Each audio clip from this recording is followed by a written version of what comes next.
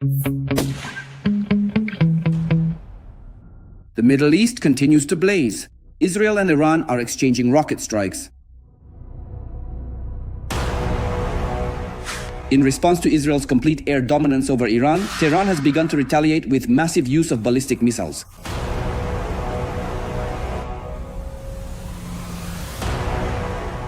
Despite sanctions, international isolation, and its status as a state sponsor of terrorism, Tehran has managed to develop its own missile program with a wide range of missiles, including ballistic ones.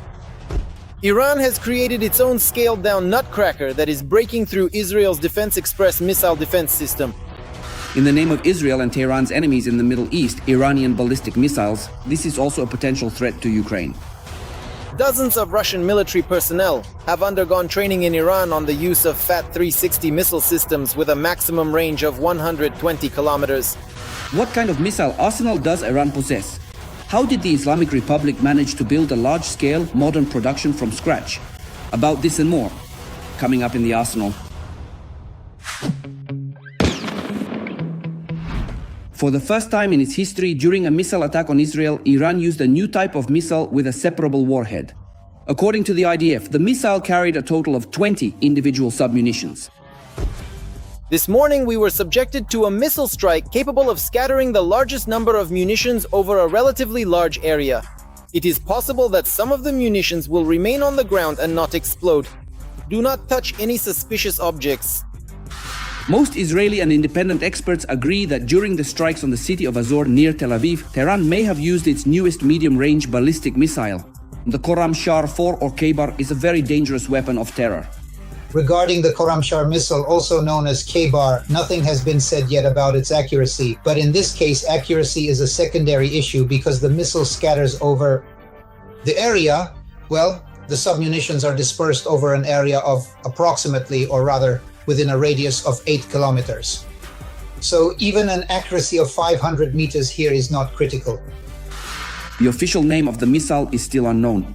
It is noted that each warhead carries about 2.5 kilograms of explosives and disperses at an altitude of about 7 kilometers, showering an area with a radius of up to 8 kilometers. The strike range is 2,000 kilometers. The separation altitude is too low. According to detailed reports from Israeli military experts, the process of separation of the warhead into various submunitions is initiated and commences at an altitude of approximately 7 kilometers. Regarding the specific ballistic missile that was recently launched at the Israeli city of Azor, which is located very near Tel Aviv, this altitude is simply too low for the individual submunitions to have their own separate guidance systems. In this particular case, Israel, the warhead of the missile that struck Azor, was described as a cluster munition. However, in Ukraine, they tend to draw an analogy with a separable warhead. These are technologies also used in the Russian Oreshnik system. There are two distinct and different types of separable warheads. First, there is a warhead that separates into multiple independently targetable re-entry vehicles. That is one sophisticated technological option. This is called MERV, with individual guidance. And then there's a warhead that simply separates in the target area. That's a stripped-down version of Oreshnik. A simpler, less advanced technology was used. It's stripped down because the Iranian missile is less powerful, less advanced, and also cannot carry a nuclear warhead. At the same time, it can be quite effective when it comes to breaking through Israel's air defenses. If such a ballistic missile is used with this kind of payload, it must be intercepted at the farthest possible range using systems like the Arrow 3 or THAAD.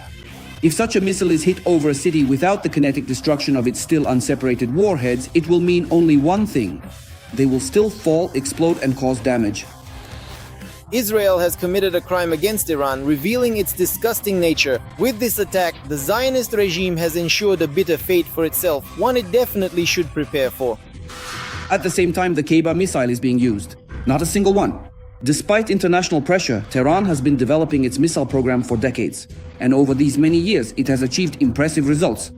Iran has at least 3 lines of missiles which it scales in various ways. It increases, decreases, or changes the warhead. And in principle, it is increasing the number of missiles. Israeli experts estimated the number of missiles at 2,000 units of 10 different types. The roots of Iranian ballistic missiles come from North Korea, China, and partly Russia.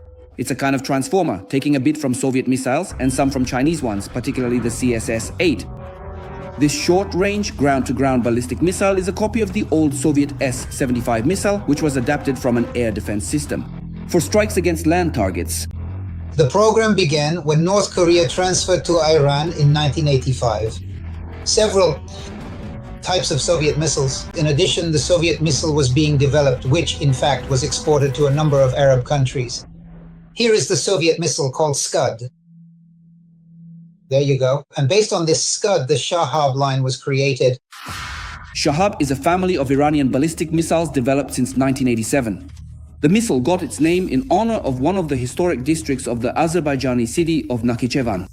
The Shahabs are the oldest and least technologically advanced line of ballistic missiles. In addition to the Shahabs, experts identify several other families. The most numerous is the Fateh, and the Sejil is the longest range. The Sejil missiles are the longest range missiles. Separately, there is also the Khaimsha missile line. These are in general the most promising Iranian missiles, in other words, the range of these latest missiles that I mentioned. This is already from 2,000 to 2,400 kilometers. Since the beginning of 2024, the transfer of Iranian ballistic missiles to Russia has been actively discussed in the media. In particular, there was talk about hundreds of Fateh 360 missiles. The US informed its allies that Iran had sent ballistic missiles to Russia. Iranian politicians actively fueled the rumors. We have to engage in barter to meet our needs, including importing soybeans and wheat. Part of the barter involves sending missiles, and another part involves sending drones to Russia. At the same time, on the Ukrainian side, no one has given official confirmation of the occupiers' use of Iranian ballistic missiles. And this, according to experts, is an indication that as of today, Tehran has still not transferred its missiles to Moscow. Kiev's the Institute of Forensic Expertise, which usually examines most of these missiles, most of the missiles that fall on our territory, has also not confirmed any new types of missiles, except for those officially listed in the Air Force reports. Therefore, it can be clearly said that such a missile was not used because it has the same dimensions, weight, engine, and warhead. 2. At this very moment in time, as we look at the situation exactly as it stands right now, we are observing how things are currently unfolding. At that particular point in time, such sophisticated missiles had not yet been deployed for use, and as a direct consequence of this fact, the situation remained unchanged.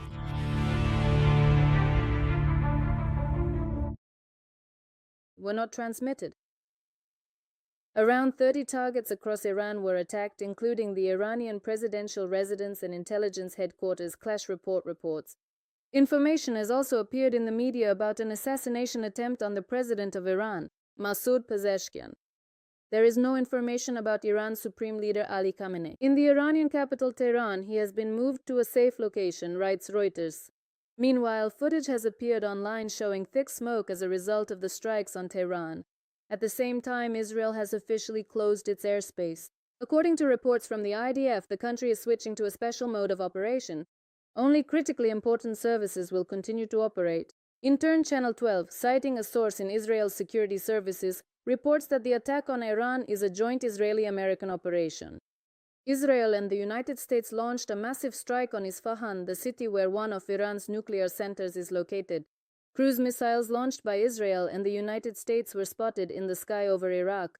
The attack on Iran had been in preparation for several months, and the start date was determined several weeks ago, according to a representative of Israel's Ministry of Defense. A U.S. representative told Al Jazeera that the airstrikes are aimed at destroying the Iranian security apparatus under attack.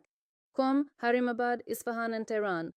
U.S. President Donald Trump stated that the United States will destroy Iranian missiles and level Iran's missile industry and navy to the ground. This is a brutal group of very harsh, terrible people. Their activities pose a direct threat to the United States, our troops, our overseas bases, and our allies around the world. They will never be allowed to possess nuclear weapons. Trump also called on the Iranian Islamic Revolutionary Guard to lay down their arms. Iran has stated that it is preparing to retaliate, and the response will be devastating, Reuters reports, citing an Iranian official.